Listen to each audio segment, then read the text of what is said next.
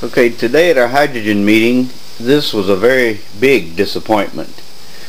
I've got this hooked up to a battery on the floor, charged up battery, and a battery charger set at 2 amps only.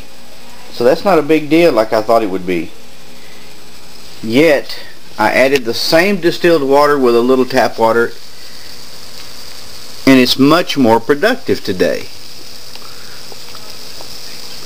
Why am I getting more production?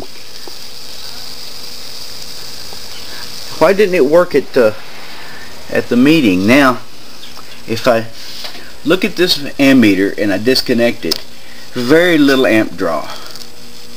I hook it back up, the needle very slightly moves. I had it running for maybe 5 minutes. The wires are cool. Yet up here, is it possible the battery we were using today was not as fully charged as we thought? Because look at this. Anyway, I'm just going to run this the rest of the day and we'll see what happens. I'm back. I bumped the battery charger to 15 amps. It did have an effect on production. If I'm not mistaken, it's making more bubbles. And this very inaccurate meter doesn't show any measurable amount of amp draw.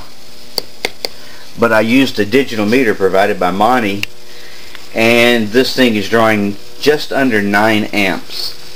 That explains why 2 amps wasn't enough, and maybe the battery didn't have enough reserve. And so it did affect it to bump the battery charger up. I'm going to let this run if it doesn't overheat. But it seems to be very, very productive. So we all need to learn about how this works because we're not doing something right.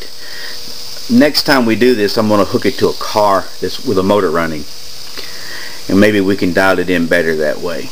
Okay, I'm back for the last time. I hooked it to a pulsar right here. This is just jury-rigged quickly. We're still making the same amount of bubbles as before. It's doing very good, but the amperage has dropped down to about 5 to 6 on the meter, about between 5 and 6 amps, which is a reduction, so it's pulsing it. I can run it that way indefinitely. I'm going to just condition the electrodes, and I'll get together with Lyman and we'll see if we can hook up the circuitry to it with a better power source, and maybe that'll get it to work. But it's doing much better now. It must be electrical power because I'm pulsing it now, not with a pulse unit from, by the HydroStar, but just a regular pulsar, and it's doing very well.